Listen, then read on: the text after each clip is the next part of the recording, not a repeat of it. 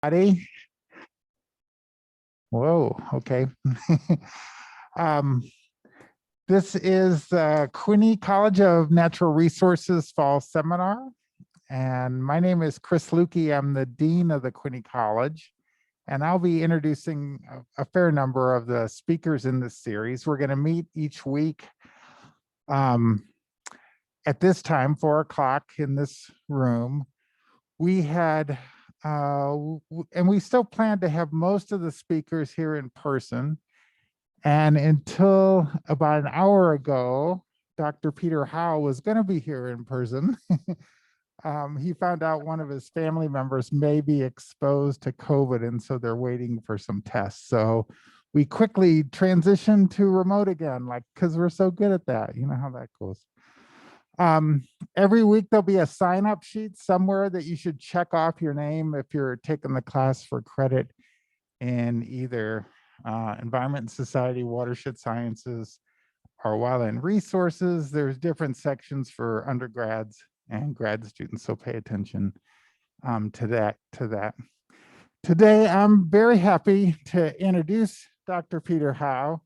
Peter joined our faculty in 2013 in the Environment and Society Department. His research focuses on the intersection of human perception with adaptation to climate change and natural hazards. This research aims to improve the ability of individuals and communities to detect and effectively respond to environmental change. Peter's recent research has examined how people perceive changes in temperature, precipitation, and extreme events at local scales in the context of global climate change. He's conducted quantitative and qualitative research across various scales and locations, including global, national level surveys, and numerous states in the US. Peter has also recently been appointed as an author on the National Climate Assessment reports. So that'll be something that we'll look forward to in the future. Today, he'll be presenting results of some of the research he conducted last year while on a sabbatical leave. The title of his talk is Experience and Responses to Risk, Climate Impacts, and the Intersection of Extreme Heat and COVID-19. Peter, I think you can take it away. Okay, thank you very much, Chris. Can you all hear me okay? Yes, okay, great. Just let me know if we have any technical problems. Looks like you can see the slides right now as well. So that's awesome. Well, it's great to be with you. Like Chris mentioned, I was on sabbatical last year, and so I'm going to be talking about a couple of projects that I have been working on during the sabbatical. Since it's been, the year that we've all experienced, I don't really have stories to share about any adventurous sabbatical travel or work that just happens to be on the beach in Hawaii or anything. But I do have some work to share that I think is fairly relevant to the current moment that we're living in. And I did get to have some fun on sabbatical too. If you haven't met my son, Charlie, he's now almost 2 years old. And we've had a lot of fun exploring close by places together. So I hope you all can meet him at some point.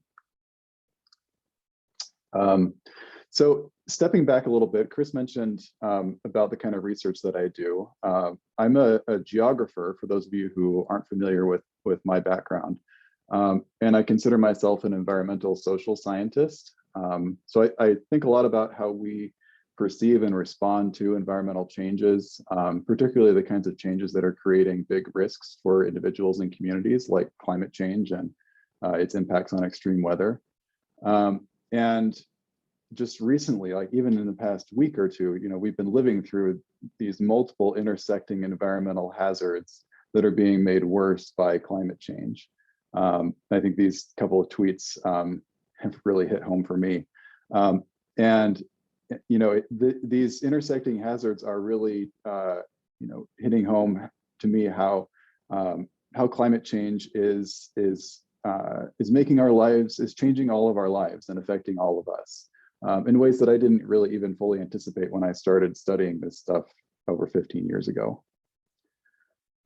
And There are just a lot of stories about how climate change is affecting us even just over the past 6 months or a year.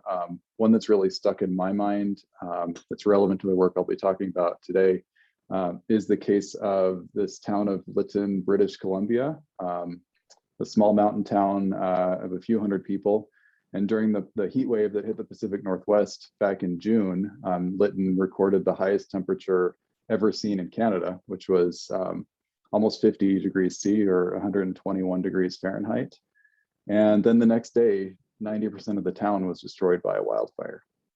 And I think this really illustrates the kinds of challenges we're facing as a society right now in both mitigating and adapting to climate change so that we can try to reduce the increasing probability of this kind of thing and other types of disasters driven by climate change around the world.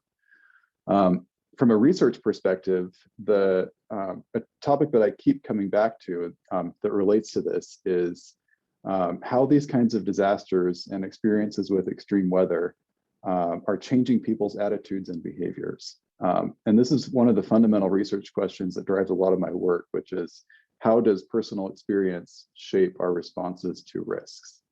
Because when it comes to climate change, there's this assumption that a lot of people make that once climate change gets bad enough, once the impacts get bad enough, then people will agree that we need to take action and will change our behavior as a society and hopefully avoid the worst consequences of climate change. And I think maybe these past couple of years, as the world's been dealing with the COVID pandemic, has perhaps made some people question that assumption. And so I'm going to be talking about a couple of projects that really get into this question about how experience shapes people's responses in the context of extreme weather. But to start off and to back up a little bit, a lot of my research, as many of you know, involves asking people questions in systematic ways using public opinion surveys. So I'm going to do a little bit of that here. I'm going to ask you some of the types of questions I work with. We're going to collect some data from those of you in the room and those of you all watching on Zoom so that we can put ourselves into some broader context here on how we're thinking about climate change.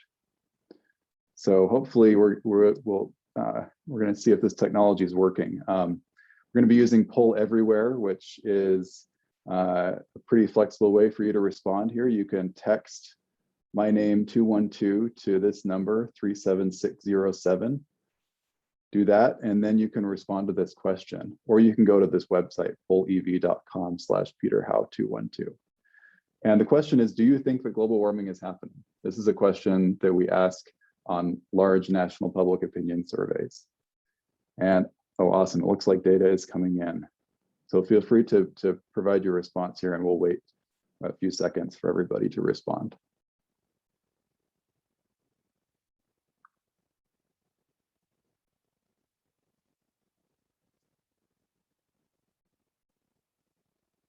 Okay. So it looks like we have a lot of agreement, broad consensus among everybody watching this talk. Oh, okay, we've got 9% of people here who say no. Okay, so numbers are shifting a little bit as they're coming in. All right, so we get kind of a general sense of opinions here of people who are present and watching this talk. We've got broad agreement among most of us that global warming is happening. So this is a question that we ask in our national public opinion surveys.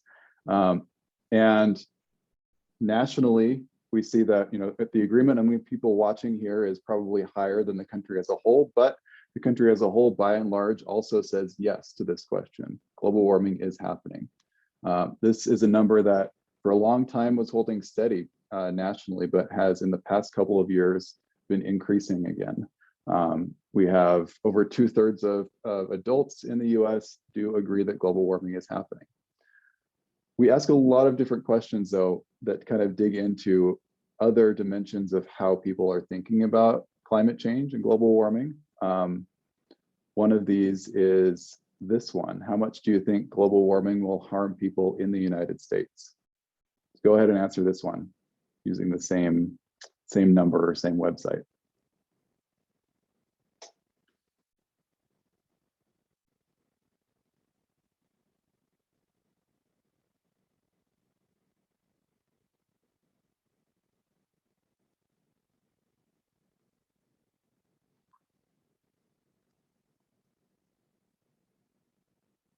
Okay, and it looks like we have, again, a pretty broad consensus among folks watching this talk that global warming will harm people in the United States a moderate amount or a great deal.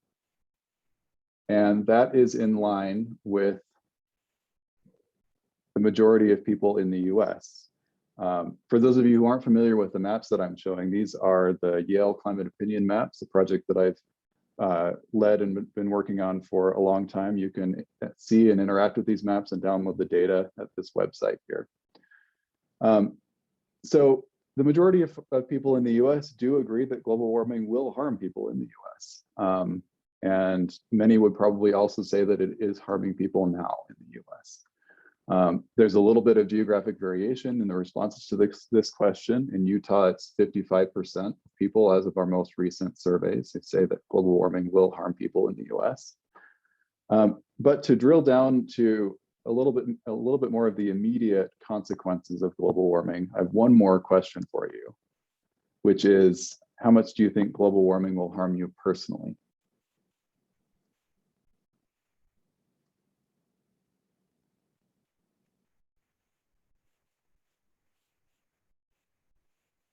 All right, and we have a little bit more variation on this question, it's looking like. So we've got about 3/4 of us who are watching now are saying that global warming will harm us personally a moderate amount or a great deal. Then another quarter who say it will harm us personally only a little or not at all. Now, I'm going to give you a chance to guess how this relates to the American public as a whole, how they might answer this question. So we've got 3/4 of us here, more than that now, it looks like.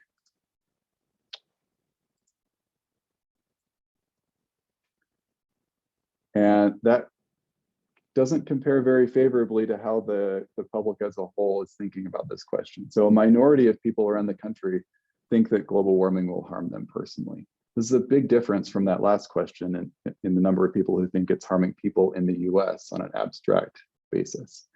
Only 43% nationwide and 36% of people in Utah think that global warming will harm them personally. And there is a lot of variation on this question. So depending on where you are, you may be more or less likely to think that global warming is harming you.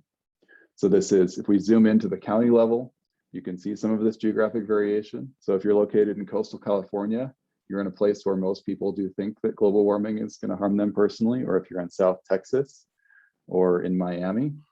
But if you're in North Dakota, probably not. So this illustrates some of the challenges that we have as a public in approaching how we deal with climate change and global warming on a political basis, because most people don't see this as something that is affecting them or will affect them personally. So that's some sort of broad context to how we think about climate change and global warming as individuals. So I'm going to dig in a little bit on a couple studies now that address some different elements about how the American public is experiencing climate change that I've been working on the past couple of years, or the past year specifically on my sabbatical. The first one is a project that I kind of started quite quickly and reoriented my research around after COVID hit last year. And this was funded by an NSF Rapid grant, which is looking at the intersection of the effects of extreme heat and risks from COVID-19. And this is with some colleagues at NCAR and the University of Colorado. And we've published a first paper out of this in Environmental Research Letters, and we're still doing some ongoing work. But for some background, many of you probably know that climate change is making heat waves worse. The event that hit the Pacific Northwest earlier this summer is an example of the kind of event that almost certainly would not have happened in a world that was not warmed by climate change, by human-caused climate change. And we know that climate change is actually making deaths from heat waves worse as well. So this is a figure from a paper that came out of Nature Climate Change earlier this year that attributed over 1/3 of heat-related deaths over the past 20 years to human-caused climate change.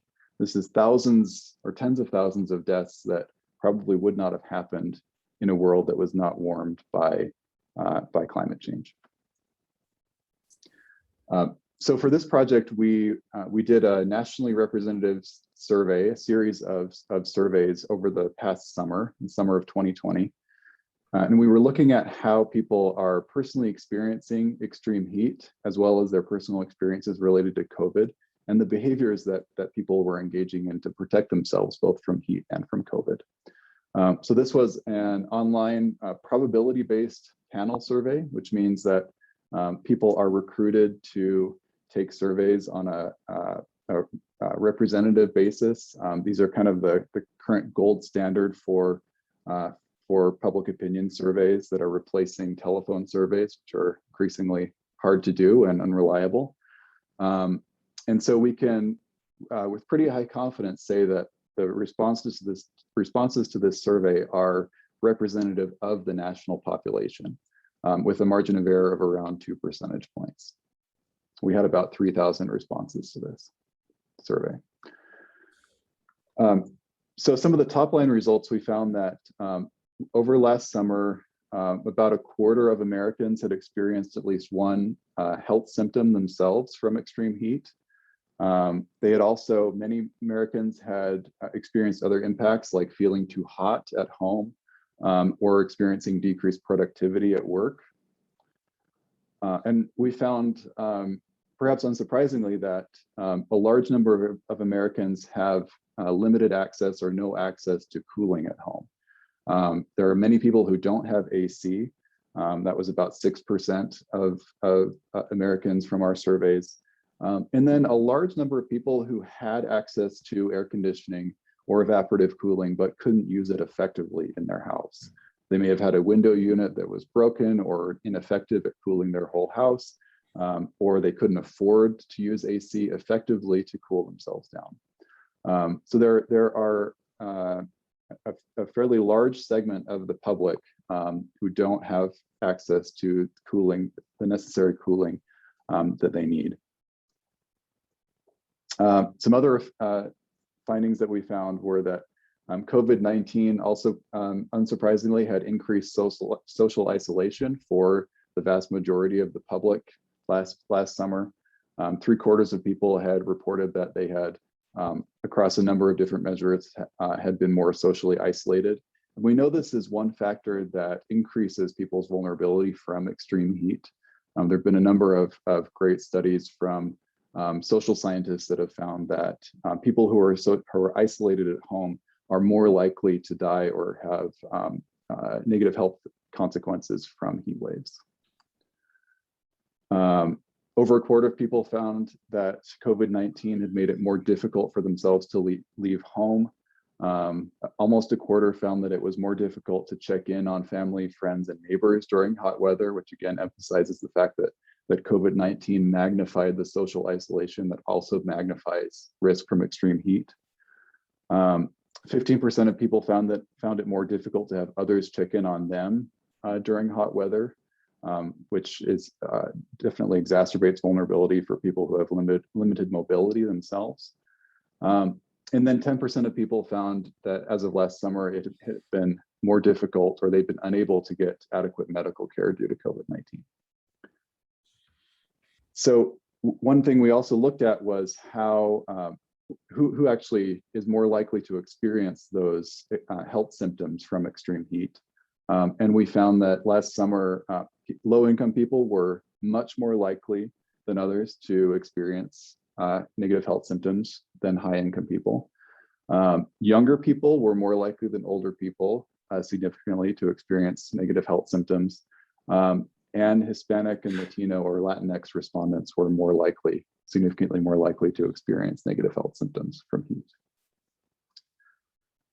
Also, unsurprisingly, people who had limited access to air conditioning were much, much more likely to experience negative health symptoms from extreme heat. People who had AC but couldn't use it for a number of different reasons, had barriers like cost or their equipment, AC equipment needed to be repaired, were 125% more likely to report having negative heat health symptoms than those who had AC. So it's a significant factor increasing people's vulnerability to extreme heat. We also found that COVID-19 had some direct impacts that probably magnified people's negative health experiences due to extreme heat. People who found it more difficult to leave home were more likely to report heat symptoms.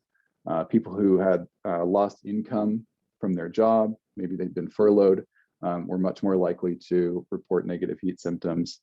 People who were worried about COVID also were more likely to report heat symptoms, which suggests that psychological impacts of COVID-19 may have had follow-on effects increasing people's heat vulnerability.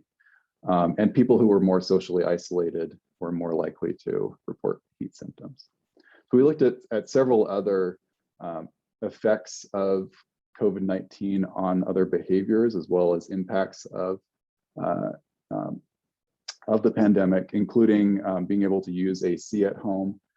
People who were unemployed or had been furloughed were more likely than people who were employed to have access to AC. And low-income people were much, much more likely to have limited or no access to air conditioning last summer.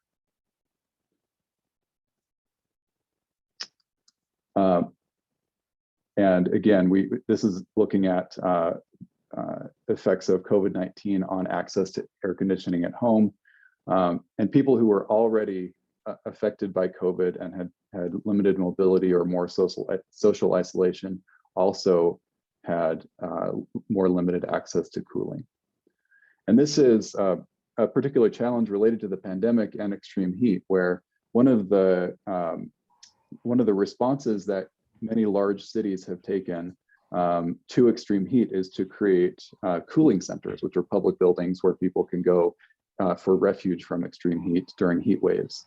And in many large cities, including places like Phoenix, these cooling centers were very limited or not available last summer and this summer as well due to COVID. And so people who would normally access these cooling centers, who may not have had sufficient cooling at home, were not able to use these mechanisms due to COVID. And so their vulnerability was amplified even more. So what this research really illustrates is that extreme heat and COVID-19 amplified vulnerability for people who were already more vulnerable to both hazards. We found that millions of Americans had difficulty coping with or responding to extreme heat because of the effects of the pandemic. And things like limited household resources and access to AC were a serious factor that amplified vulnerability, as well as social isolation that was really amplified by the pandemic itself and raised risk for many people. We also found that the pandemic exacerbated existing inequities or inequalities that already amplify heat vulnerability for many people. We know that heat vulnerability is higher for low-income people and people from marginalized racial and ethnic groups, and people who have occupations that put them at greater risk, like outdoor workers. So the pandemic likely amplified vulnerability for many of these people as well. And one of the implications of this that I think we really want to emphasize is that the fact that most people around the country rely on mechanical air conditioning for cooling puts a lot of us at risk in the case of when we have a potentially fragile electrical grid.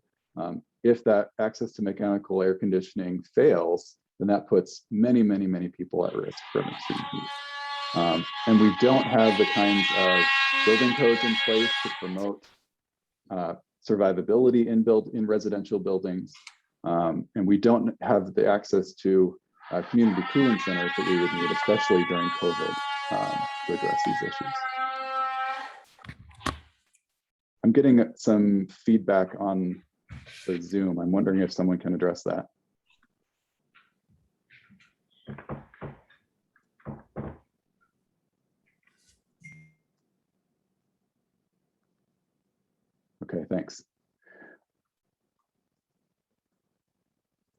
Okay, so that's just a quick summary of this NSF Rapid project that I have been working on that was looking at the intersection of extreme heat and COVID. I also wanted to touch on another project which is looking at people's experiences with power shutoffs related to wildfires. I couldn't talk about this without showing this dramatic image that I came across earlier this summer. But this project is one that we actually started a couple of years ago. And this is with colleagues at the University of California, Santa Barbara. We got a quick response grant from the University of Colorado Natural Hazards Center to look at how people were experiencing the public safety power shutoffs that had started happening in fall of 2019 in California. You may have heard of these. This is something that was started by PG&E, the electrical utility in Northern California. They were preemptively turning off power to large populations in areas that were vulnerable to wildfire starting in the fall of 2019.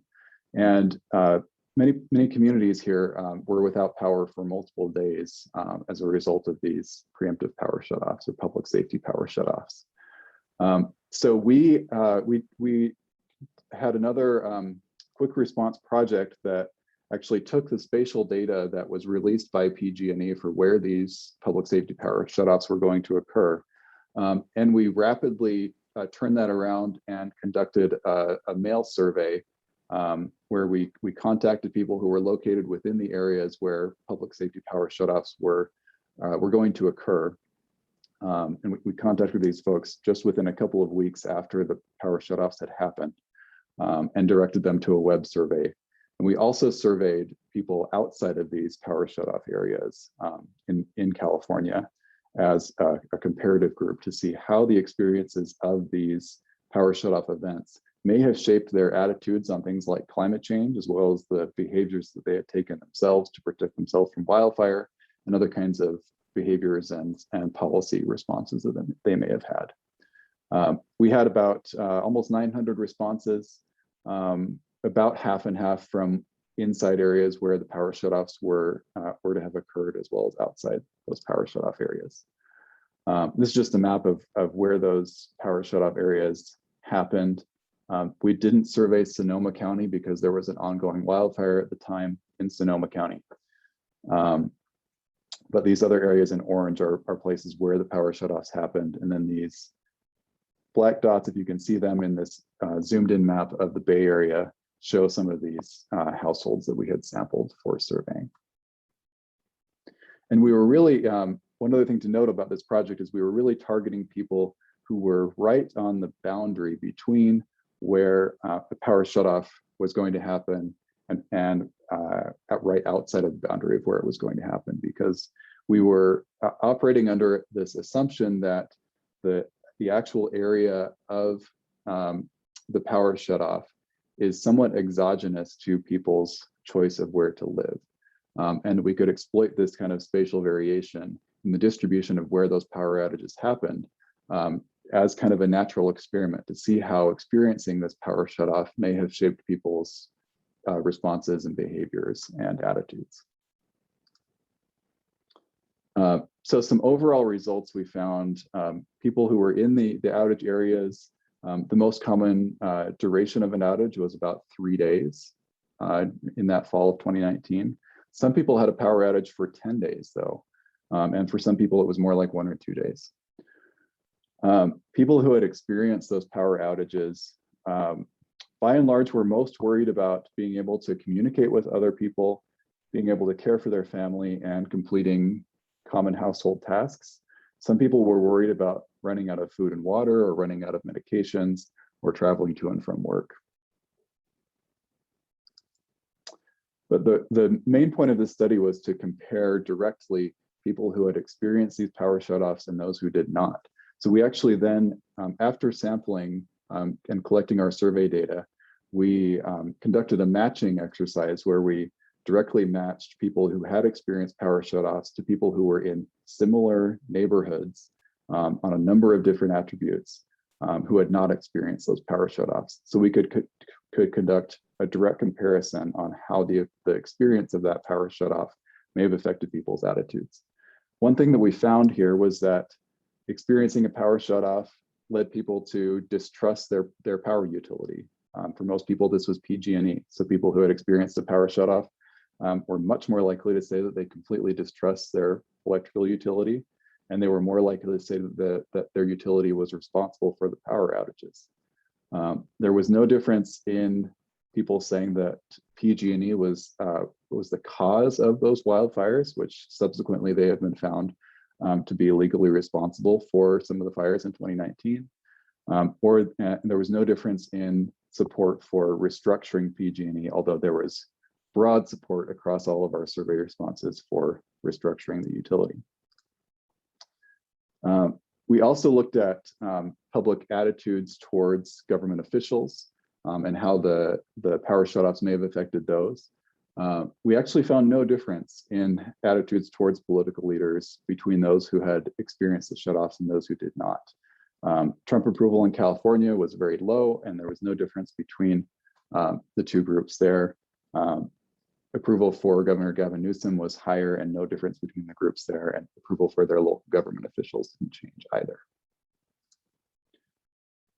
We were also quite interested in how these kinds of experiences, which the power shutoffs you could argue are an indirect effect of climate change, how they may have affected attitudes or opinions about climate change. And we found no significant differences between those. So people were no more likely to say they were worried about global warming if they had experienced an outage.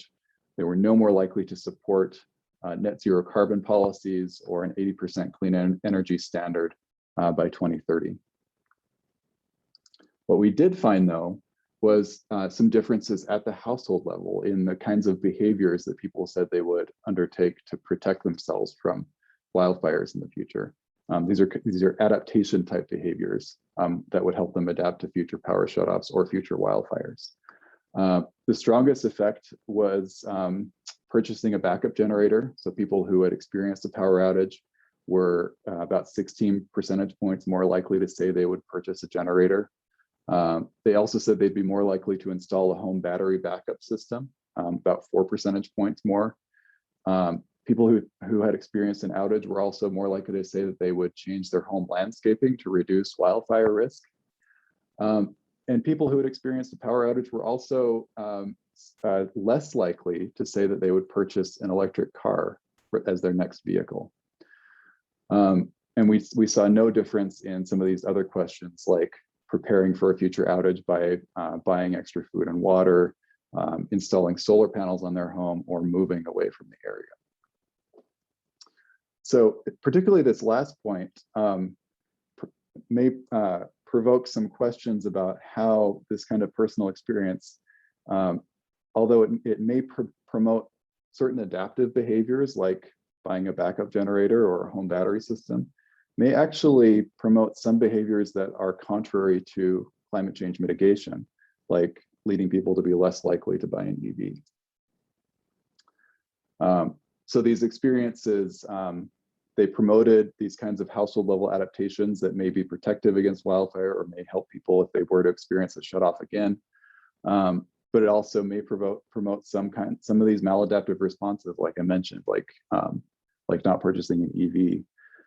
Even purchasing a backup generator could be argued to be contrary to climate change mitigation goals if that backup generator is powered by fossil fuel. We didn't see any effect of these experiences on household level mitigation behaviors or support for mitigation policies. So there was no effect on intentions to install solar panels, for example, or support for net zero energy standards. And we saw no effect on climate attitudes as well. And we also saw that these experiences led people to blame their utility, who was proximally responsible for causing the outages, but not necessarily political actors who would be responsible for the kinds of broader policies that might reduce the risks of these kinds of events happening in the future. Overall, I think these results are kind of challenging some of these assumptions that people will change their attitudes and behaviors related to climate change if they experience a climate-related hazard event or extreme weather event, or an indirect consequence of an extreme weather event, especially when climate change may not be viewed by a lot of people as necessarily a primary driver of the event. So this is not to say that even more extreme types of events may cause people to change their behaviors or not. I think that remains to be seen. But I think some of these broad brush assumptions that direct experiences or indirect experiences with climate change will cause most people to change their minds about the issue and support policies is not necessarily supported by research right now. So I want to conclude by asking you all one more question, which is, how often do you discuss global warming with your friends and family? This is another one that we always ask on national surveys.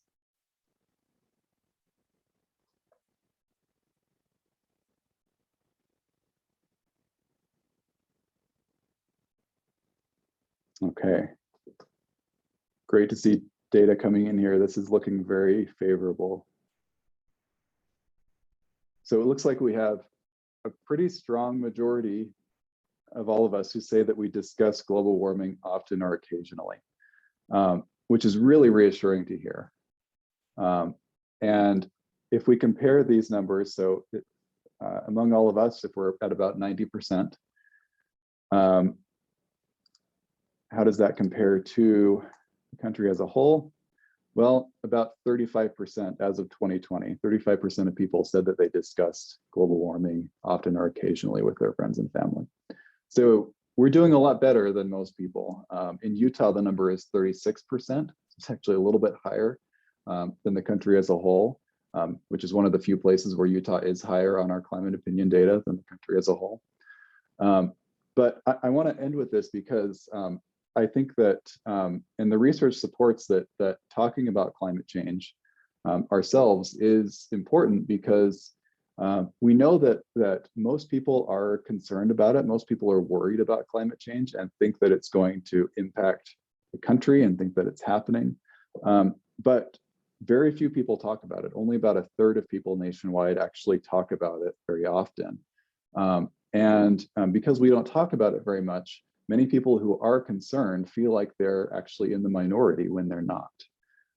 And so I want to encourage people to share how you feel about climate change and what you'd like to see done about it, and ask people how they feel about it and what they'd like to see done.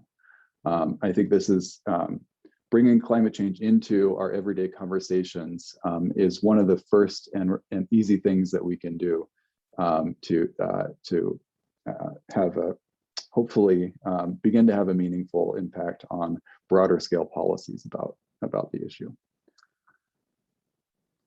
So I want to conclude there and thank you all for bearing with me with this sort of virtual talk.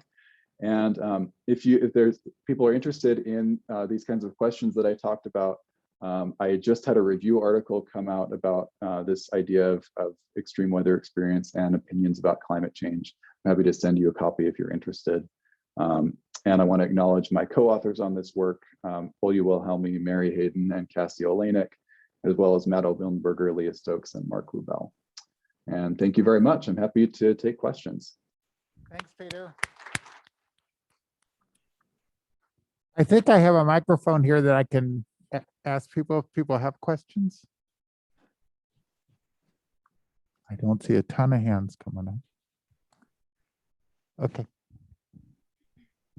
Just out of curiosity, what do you do with the stats that you get from lectures like this when we're giving you feedback on the questions you're asking? Where does that data go? Yeah, that's a good question. So all the responses are anonymous. I may have forgotten to mention that, but I am collecting. I haven't done anything with the stats yet, but I do collect these responses from student lectures that I do and guest lectures as well. I might use them for something at some point, although you all haven't signed an IRB waiver, so I'm not sure. I'm not sure whether I can, but I think it's helpful anyway for to see how folks in these talks are comparing to the country as a whole. There's a question back here.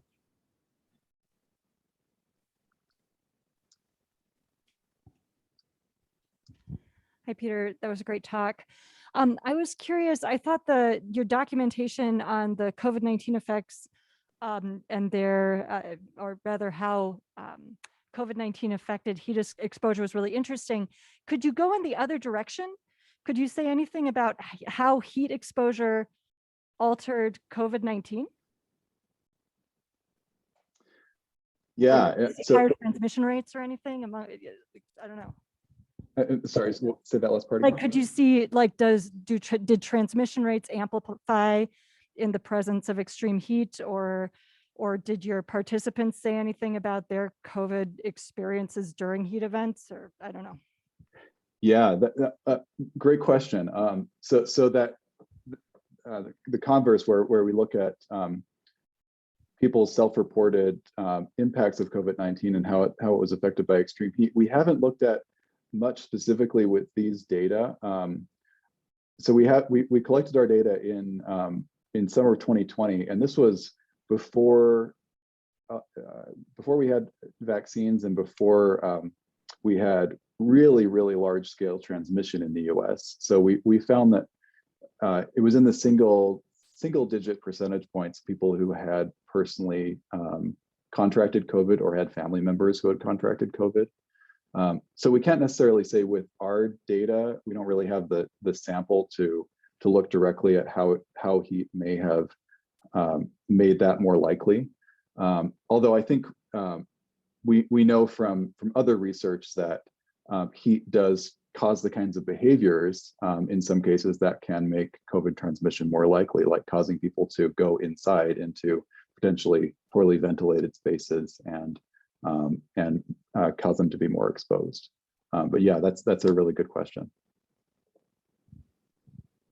So Peter, if people's experiences don't have much impact on their behaviors or perceptions, what does? I mean, is it economic incentives or other things? Yeah, great question. So it's kind of the $1 million question. So the best evidence from the social science is that what's called elite cues are the biggest driver of public opinion about climate change, and this means messages that people are getting from elites. These are people who they know and trust or think they know. These are political leaders. These are media personalities, people who trust these people as part of their in-group and get messages from them. This is all, a phenomenon that is driven by increasing partisanship, particularly increasing right-leaning partisanship in the country, that is causing more political polarization across a number of issues, climate change being a really prominent one over the past decade. And so it's messages that people are getting from people oftentimes in their political party that are driving responses. And this is probably not a surprise to a lot of you who have been following the news the past year during COVID. We're seeing the same pattern play out. Peter, I have a question for you. You started off the talk with this sort of presumption about the idea of maybe climate change creating the conditions so bad that maybe people would eventually start to, in their minds, potentially connect the dots, and that might start to change some public opinion. And I found it really interesting with the California example there, that more than connecting the dots for your respondents regarding their attitudes toward public figures and actors who have some influence over policy, it just sort of created localized blame to PG&E. And I wonder if you could talk a little bit more about that, maybe with some of your other work with Yale Climate, that is the public actually connecting the dots in their minds between these extreme events, or is it just scapegoating the local actor all the time? And is there also, what is the tipping point? What is that, so bad that people do maybe create those connections? Yeah. So I wish I could answer you about that tipping point. I don't think we know what that tipping point is or whether it exists. Although it does look like, from some other work that I've been doing, it does look like certain types of experiences people are connecting to climate change. One of these we actually used our over 10 years of national survey data and looked at one particular question there, which is if people believe they had personally experienced climate change. And we compared this question to a number of different local climate indicators based on precisely where people who had answered the survey were living. And the only really significant predictor of whether people say they've experienced climate change was if they had experienced more hot and dry days over the past year in their local place. So places where warming is happening faster and where droughts are being exacerbated by warming are places where people are more likely to say they've experienced it. So this is perhaps hinting at some trends that are leading more people to connect those dots. Although I hesitate to say whether this is going to be a population-wide phenomenon, because I think it's looking like people who are connecting those dots are people who are not already especially polarized on the issue of climate change.